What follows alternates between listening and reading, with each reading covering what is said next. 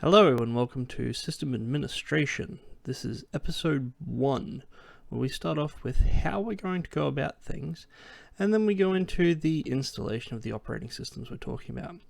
I'm your host, Jordan Keith, and I have no experience in this YouTube thing. So let's see how we go with this, shall we? On the screen at the moment, you can see we have a CentOS Linux 7 install page. This is one of the operating systems we'll be dealing with. The other operating system we'll be dealing with is Windows Server 2012 R2. Now, we're looking at these two systems primarily because Windows Server 2012 R2 is the central Windows server that most people will use, and CentOS 7 is the central Linux system that you will use, primarily because it is an exact replica of Red Hat 7. We're going to start the install process with the Windows Server. Now, I'm going to walk through this fully. We're going to talk about every little detail in it. So for starters, you can choose the language you're going to install, your time and currency format, and the keyboard method, the keyboard language that you're using. So I'm going to be installing English, United States. I'm going to use the currency format of Australia, which is up, not down, because that's where I'm based. And the keyboard I've got is a standard US style 105 key keyboard. On this page, we've got an install now option. There's also a repair your computer option, which we'll go into at a later date, but we're installing for the first time. So we're just going to use the install now option.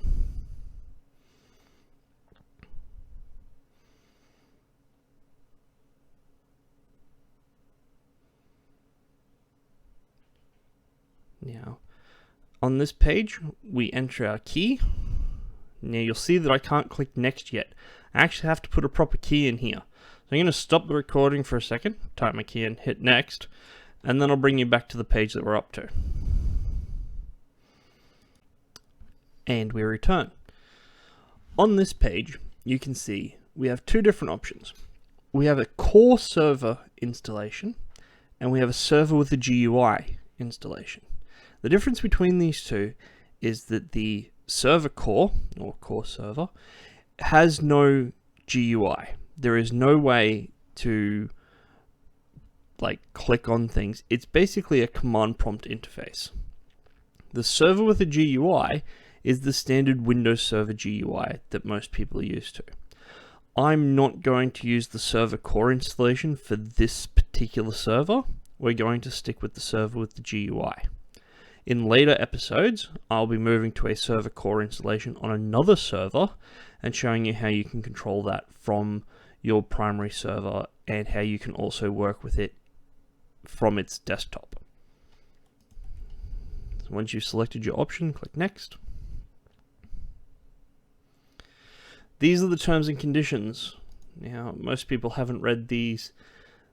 They're quite long, they're quite intensive. There are limitations that may apply, but most of the time, people just click I accept and hit next. I do suggest you read those terms and conditions if you are interested. It is definitely something you should do at least once. Nothing jumped out to me, but at the same time, something may jump out to you. This page gives you the option to upgrade or to do a custom install. Now, upgrading is used if you're going from a Server 2008 R2 machine or a Server 2012 machine or a Server 2008 machine. Any of those you can upgrade to Server 2012 R2. We, however, are not going to do that. This hard drive, which is actually a virtual hard drive, is completely empty. So we're going to do a custom install, okay? Now, you'll see that there's no drives available. That's because of the virtualization software I'm using. But down the bottom, you've got 6 different options. Refresh, delete, format, new, load driver, and extend. Refresh refreshes the drive listings. Now, it won't find anything because I haven't installed the drivers, which we'll get to in a minute. Delete deletes the partition that you've got selected currently. Format formats the partition you've got selected currently. New creates a new partition on the hard drive that you've got selected. We'll skip load driver for a second. Extend extends the current partition into the free space that's available. Load driver, however, is a way of loading the drivers that you need for your hard drive to show up. So at the moment we don't have a hard drive, but if I go into load driver, I can then browse for the driver that I need to get the hard drive to show up. So hit browse. Now I'm running this virtual machine and the CentOS 7 virtual machine on top of QEMU KVM, which is a Linux virtualization system. So all the drivers that I need are on this disk here, and then they're under VIO store, and then 2012 R2. Once I click OK, you'll see that there'll be a driver file set up here. Red Hat VirtIO SCSI controller. If I now click next, it will go through the process of installing the driver, and then it will initiate its own refresh to check and see if a hard drive is showing up because I've installed this driver. And hopefully, we now have a 50 gig hard drive that we can play with. So if I hit new, we can create a partition, and we can say, make it 10,000 megabytes, and hit apply. Yeah. With that partition, you'll see that there's a system partition here. That's used for Windows. Do not delete that. It doesn't need to be there, but it's better to have it than not have it and need it. This is the partition that we've just created, and you'll see we've got the ability to delete it, to extend it, or to format it. If I click extend, it asks me how big I want it to be after everything. If I hit apply now, it will take up the whole thing. But what I'm going to do is, the basic way that I normally do this is just to delete all the partitions, and then just click next, because that will use the whole hard drive. If you needed to specifically partition something, you would do it there. If, say, you've got a 500 gig hard drive that your operating system is going to run off of, and you want to have 100 gigabytes for Windows and 400 gigabytes for something else, that's where you would do that partitioning.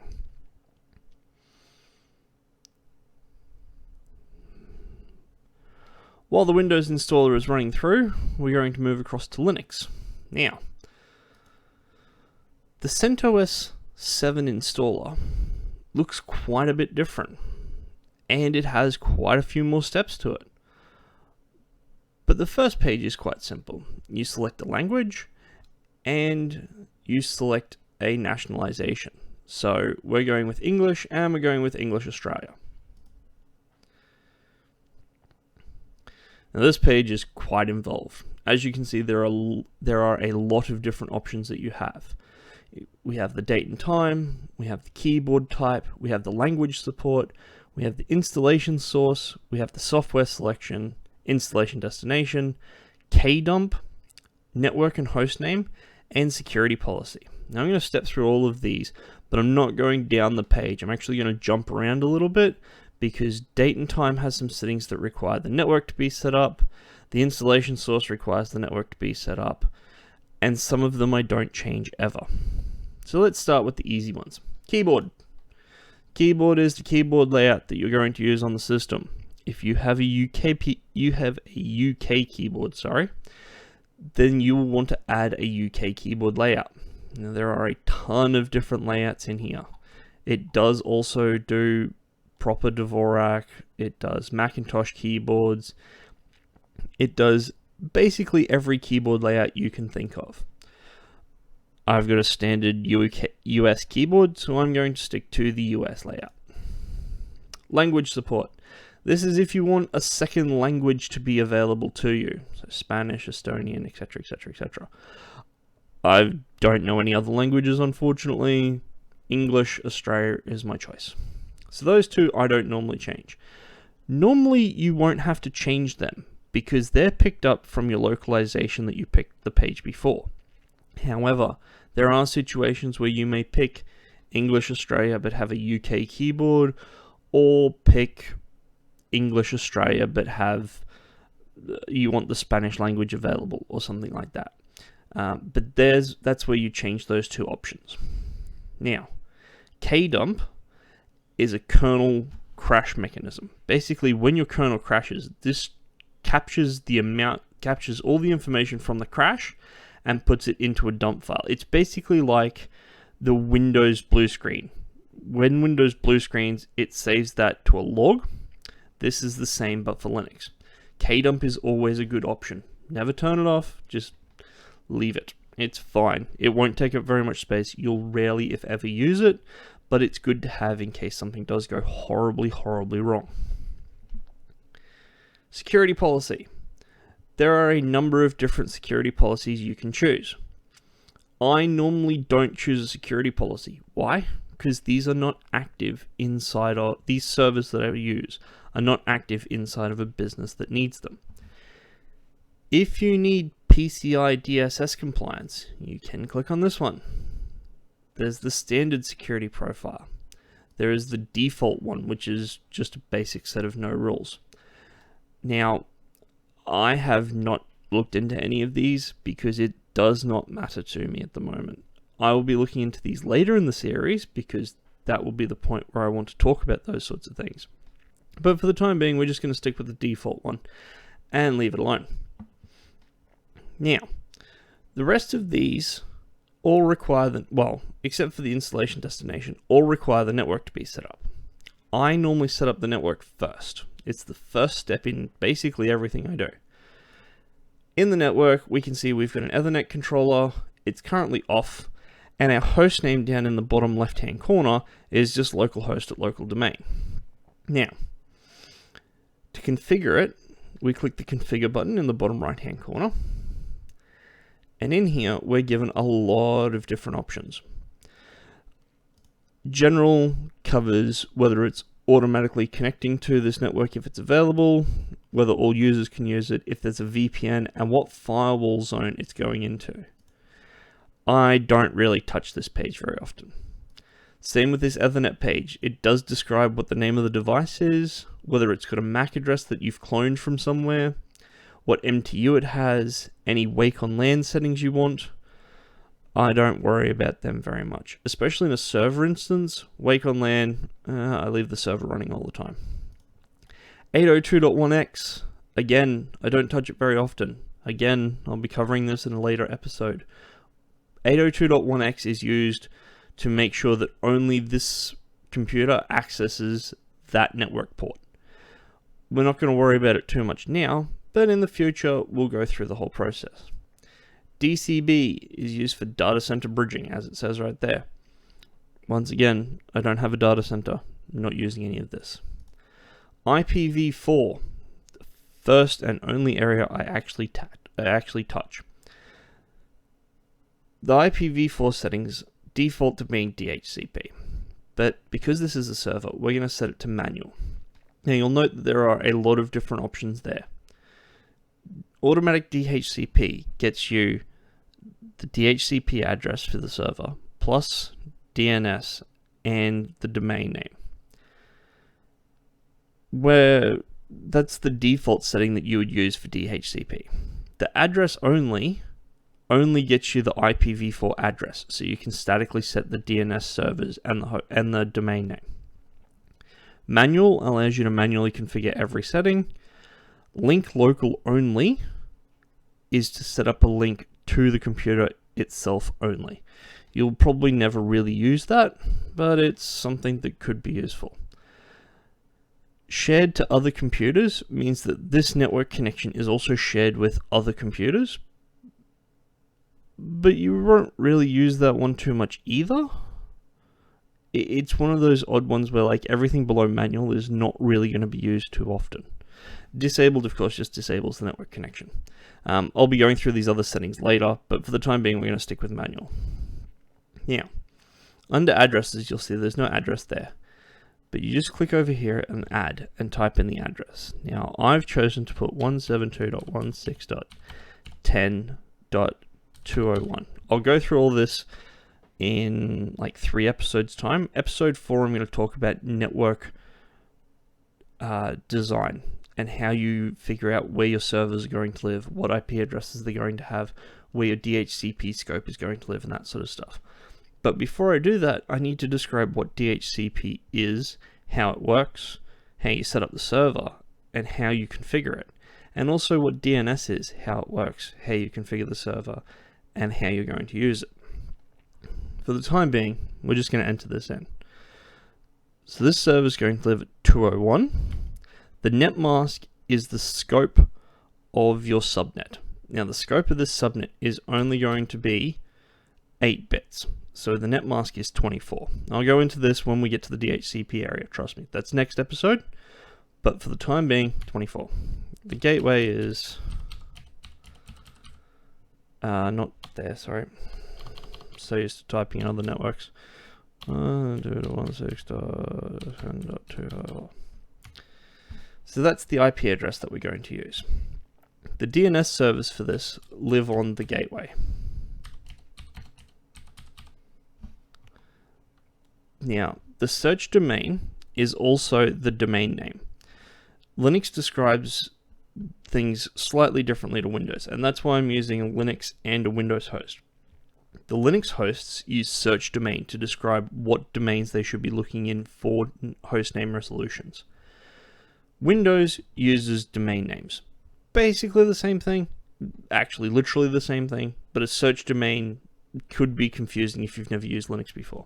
Now the search domain for this is teachvlan1.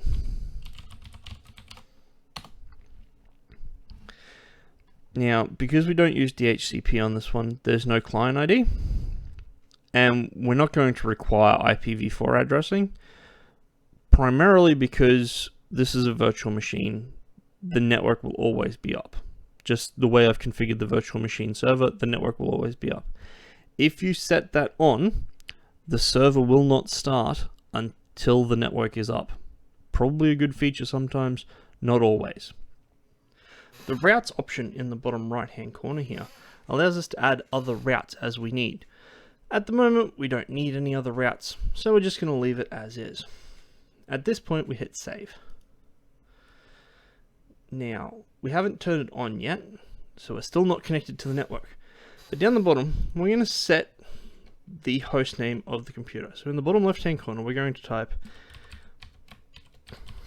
tvl1, so for teaching VLAN 1 DC01, which is the domain controller 01.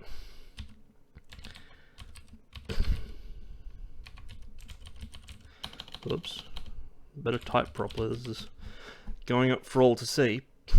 And then we hit apply. And you'll see that it doesn't allow underscores.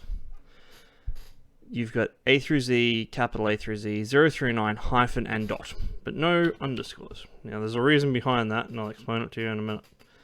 But if we hit apply here, we'll see that in the bottom right hand corner, it's changed our host name to teachvlan1.iopt.com.au. If we go to configure, we'll check and make sure that I've typed the domain correctly. See how it's got an underscore? That'll break things. So we get rid of that, we'll hit save. Now, we turn the network on and we're connected. Hopefully, we actually get a network connection, but we'll find out in a minute. Once we're done with this page, we hit done. So now it says under network and hostname, wired Eth0 connected. Now we go back to date and time. Why would we do that? Because up the top right hand corner of date and time, we have network time, and that's on. Network time is something we will cover with DHCP. The reason we'll cover it with DHCP is because DHCP and network time are intrinsically tied for some very specific reasons. At the moment, it tells us we have no working NTP server configured. So if we click on the cogs, we'll see that we do actually have working servers configured. It just doesn't quite understand that yet. And of course, once we hit OK, it says, no, everything's working fine. Now, I'm actually in Queensland, so we'll set our time zone to Australia, Brisbane. But this is where you pick your area. Now you'll see that that's not quite correctly where Brisbane is. Brisbane's actually down here somewhere. This map has never worked properly. It existed in CentOS 6. I never saw it work properly in CentOS 6. It works for some things and for other things it doesn't. But if I were to go to, say, the United States, and I was to pick, say, Chicago, pretty sure that's not where Chicago is. Pretty sure Chicago is up here somewhere. This map's never worked properly. I don't understand why it doesn't work properly, but you just live with it. We're just going to stick to Australia, Brisbane. It's over here somewhere. Blah, that'll be fine. And then we click done. So now we've got our date and time set up. Now, installation destination. If we click on this, you'll see that we've got one hard drive. It's already selected. We can add specialized and network disks. We're not going to. I'll go into this at another point in time. But for the time being, we're just going to stick with this one disk. We want to automatically configure partitioning. We're not going to do it manually. It's not worth it. We don't want to make additional space available, and we're not going to encrypt the data. Encrypting the data on a server, while a good idea, means that you will have to type in a password before the server boots. This is both a blessing and a curse. It's not really an issue in most circumstances. You should really encrypt your data. I'm just not going to for this video. So we hit done, and that will take care of automatically partitioning and everything like that. We're pretty much set. We just need to set up our installation source and then our software selection. So in installation source, it asks us, where are we getting this installation source from? Now we're getting it off the network. There is a disk you can get that has all the packages that you can install direct from CD, but I prefer to install it off the web. So on the web, we're going to use a local ISP that I know has a good mirror. So mirror.internode.on.net/pub/7/os/x86_64. Now, the breakdown of this URL, mirror.internode.on.net/pub, is the link to Internode's public viewable mirror. CentOS means we're looking for the CentOS folder within that mirror. The rest of that describes how CentOS does its packaging. 7 describes CentOS 7's package area. OS means we're talking about the actual operating system, not extra packages and that sort of thing. x86-64 describes that we're dealing with a 64-bit server. At this point, we then hit done.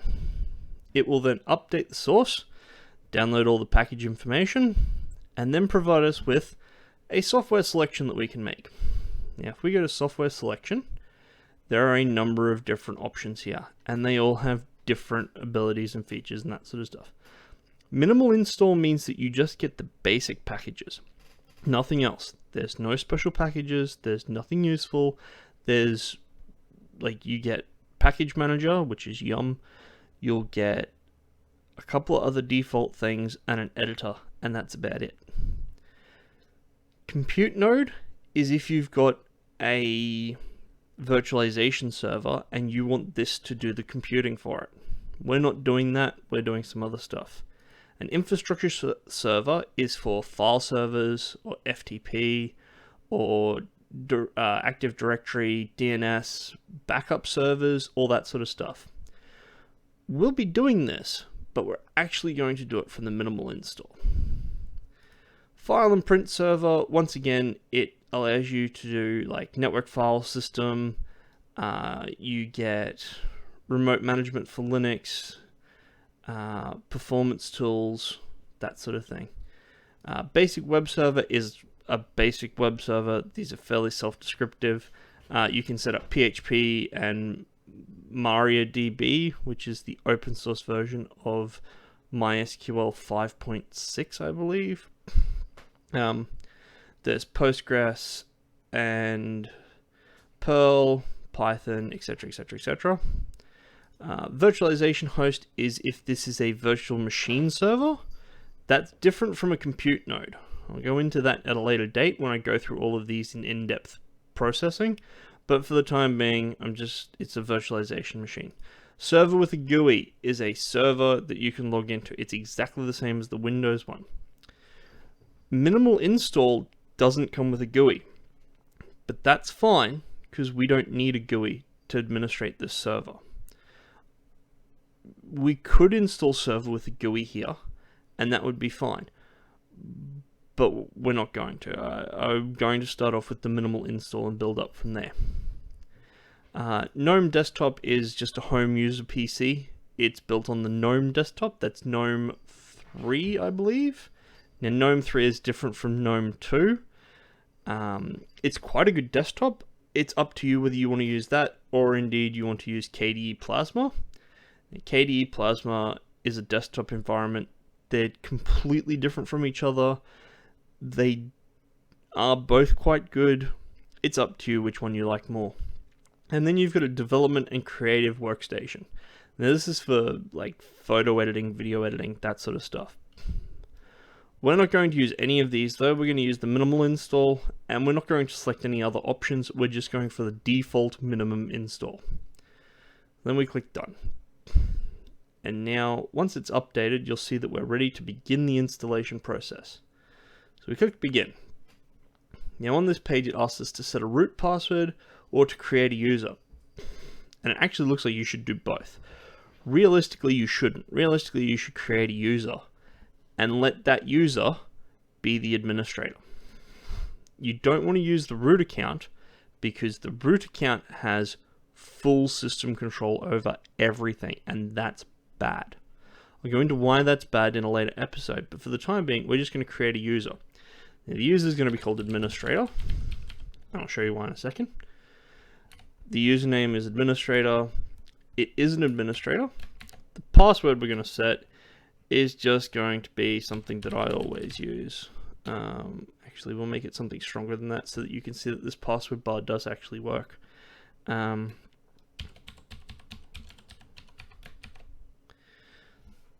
password that I've typed in there, password 01 exclamation mark. It's a weak password. It's horrible. It tells you down the bottom that this password fails the dictionary check. It's based on a dictionary word.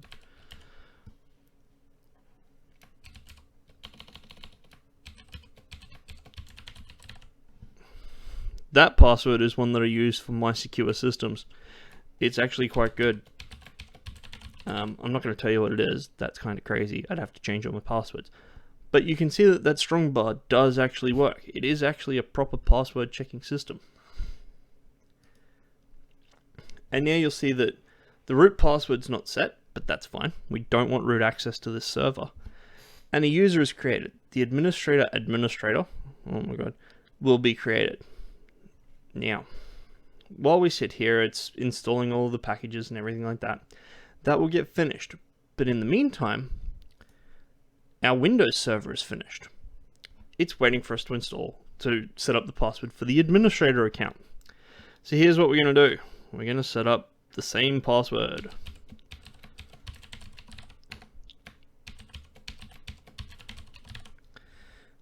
Now, if you click on the little eye over here, it will actually show you the password. I'm not going to do that. It's my password. You're not going to know about it. At this point, we then hit finish. And now we can log in. Now, I'm not going to log into this system. It's completely fresh and new. The next episode, we're going to go through your first steps into a Windows Server 2012 R2 box. We'll start with the basics, the real simple stuff. We're then going to cover a DHCP server. Over on the Linux box, you'll see we're almost finished. It's going to finish. It's going to come up to a black screen in a little bit. I'm going to cut the video so that you don't have to watch it go through installing these last 60 odd packages and stuff. I'll come back in a second. We'll have the login screen set up, and that's where I'm going to leave the video. So be back soon. Alright, and we return. You can see down in the bottom right hand corner here it says, CentOS Linux is now successfully installed and ready for you to use. Go ahead and reboot to start using it. So we're going to hit reboot, and it's going to boot up and do all of its thing. Now, I'm still sitting at the login screen on the Windows side, but on the Linux side, oh, we've booted up to the install disk. Ah, well, we'll worry about that later. I'll get it back up to the login screen, and we'll start video 2. For the time being, this has been System Administration Episode 1. My name's Jordan Keith, and I'll talk to you next video.